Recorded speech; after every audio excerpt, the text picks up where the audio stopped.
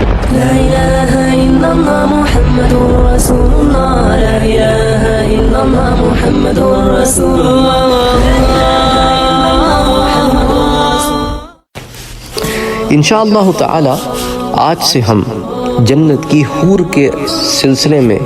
کچھ درس ریکارڈ کرنا شروع کریں گے۔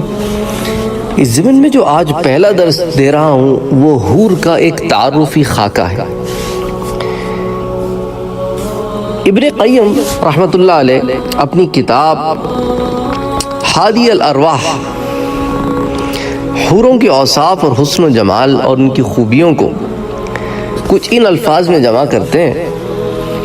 کہ ایک تعارفی خاکے کے طور پر کہ جنت میں اللہ تعالیٰ کے نیک بندوں کی جو بیویاں ہوں گی جو غیر بنت آدم ہوں گی،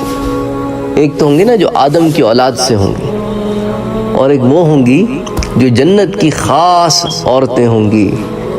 جو دنیا میں نہیں آئی ہوں گی۔ ان کے بارے میں بیان کرتے ہیں کہ وہ جنتیوں کی ہم عمر ہوں گی، سینے ان کے بھرے ہوں گے، ان کے اعضاء میں جوانی کا پانی چل رہا ہوگا، گلاب کے پھول اور سیب کی طرح حسین ان کے رخسار اور انار کی طرح ان کے پستان اور موتیوں کی لڑی کی طرح ان کے چمکیلے دانت ہوں گے، اور ان کی کمروں میں باریکی ہوگی، ان کے چہروں کا حسن ایسا ہوگا کہ سورج ان کے گرد گردش کر رہا ہے۔ جب وہ حور مسکرائے گی تو اس کے دانتوں کے درمیان سے چمک نکلے گی۔ جب وہ اپنے محبوب کے سامنے آئے گی تو دو روشنیوں کے آمنے سامنے ہونے کی حالت کے بارے میں جو آپ کہنا چاہیں کہہ لیں،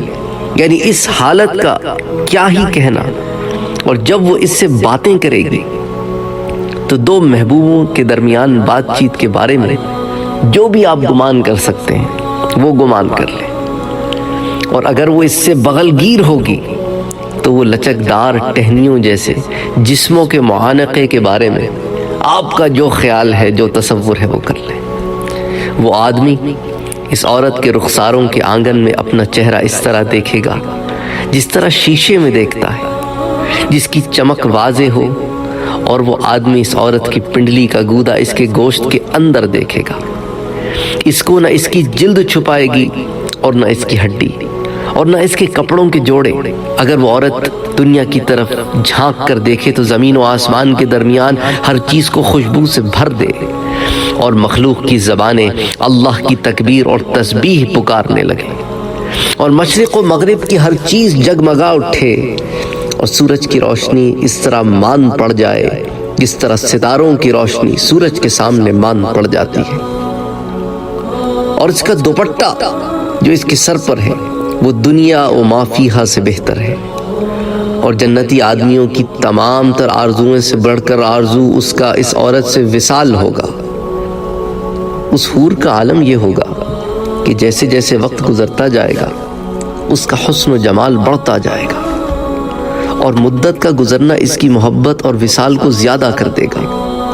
وہ حمل سے، ولادت سے، حیض سے، نفاس سے، ناک کی پلیدی سے، تھوک سے، پیشاب سے، پخانے سے، ہر قسم کے میل کچیل سے پاک اور صاف ستھری ہوگی۔ نہ اس کی جوانی کبھی ختم ہوگی، نہ اس کے کپڑے کبھی پرانے ہوں گے، اور نہ اس کے حسن و جمال میں کبھی کمی آئے گی، اور نہ اس کے وصال کی خوشبو اکتاہٹ میں ڈالے گی۔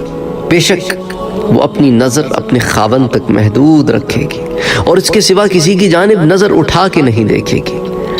اور وہ آدمی بھی اپنی نظر اس عورت تک محدود رکھے گا، کیونکہ وہ عورت اس کی آرزوؤں اور چاہت کی انتہا ہوگی۔ اگر وہ اس کو حکم دے گا تو وہ اس کی اطاعت کرے گی، اگر وہ اس سے غائب ہوگا تو اس کی عزت اور آبرو کی حفاظت کرے گی، بس وہ اس کے ساتھ انتہائی آرزوؤں اور امان میں ہوگی۔ اس کے علاوہ یہ کہ اس سے پہلے اس عورت کو نہ کسی انسان نے چھوا ہوگا اگر وہ انسانوں کے لیے ہو، یا نہ کسی جن نے چھوا ہوگا کہ اگر وہ جنات کے لیے ہو۔ جب کبھی وہ اس کی طرف دیکھے گا تو وہ اس کے دل کو خوشی سے بھر دے گی، اور جب کبھی اس سے کوئی بات کرے گا وہ انسان جس کے لیے وہ حور بنائی گئی ہے تو اس کے کانوں میں موتیوں کی لڑیاں اور بکھرے ہوئے موتی بھر دے گی، اور جب وہ ظاہر ہوگی تو محل اور بالا خانوں کو نور سے بھر دے گی۔ اگر اس کی عمر کے متعلق جاننا چاہتے ہیں تو یوں سمجھیں کہ وہ ہم عمر ہوگی اس بندے کی جس کو عطا کی جائے گی،